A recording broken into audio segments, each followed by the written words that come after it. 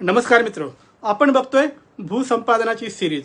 आपल्याकडे भूसंपादनाचे दोन कायदे आहेत। एक आहे 1894चा जुना कायदा आणि 2013चा नवीन कायदा।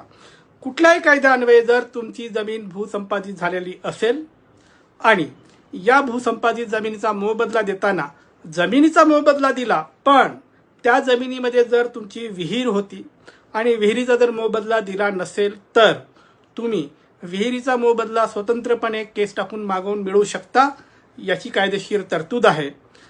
मग हा जो विहीर आहे, ही विहिरीचा मोबदला मिळवण्यासाठी कागद काय लागतं? याच्यात एकच महत्त्वाचं कागद लागतं, ते म्हणजे तलाठ्याचा पंचनामा लागतो।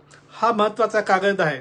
विहीर खोदण्यासाठी जे काही डॉक्युमेंट लागलेत, तुमचे बिल लागलेत, इनवॉइस आहेत, हे जर नसेल तरी, कारण बऱ्याच लोकांच्या ज्या विहिरी आहेत, वडिलोपार्जित विहिरी आहेत, 20, 25, 30, 40 वर्षाआधी खोदलेल्या विहिरी आहेत, या विहिरींचे बिल नाहीत, इनवॉइस नाहीत, मग अशा केसमध्ये तुम्ही तलाठ्याचा पंचनामा जर जोडलात तर तो जो कागद आहे तो ग्राह्य धरला जातो आणि तुमच्या विहिरीचा मोबदला तुम्हाला दिला जाऊ शकतं।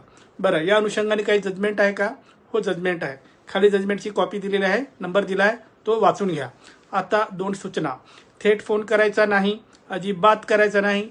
खाली दिलेल्या व्हॉट्सॲप नंबरवर आपल्या केसची माहिती डिटेल्स लिहून पाठवा। तुमच्या केसमध्ये मेरिट असेल तर आणि तरच आम्ही तुम्हाला रिप्लाय देऊ। खूप मेसेज येतात, त्यांना मेरिट नसतं, त्यांची अपेक्षा असते आम्ही रिप्लाय द्यावं। ज्याच्यात मेरिट नाही त्याच्यात आम्ही एंगेज होत नाही, रिप्लाय देत नाही, आमचा वेळ वाया घालवू शकत नाही। त्यामुळे ज्यांच्या केसमध्ये मेरिट आहे फक्त त्यांनाच रिप्लाय येईल। आणि दुसरं, वैयक्तिक सल्ला मोफत नाही, त्यासाठी फीज लागू आहे। बाय।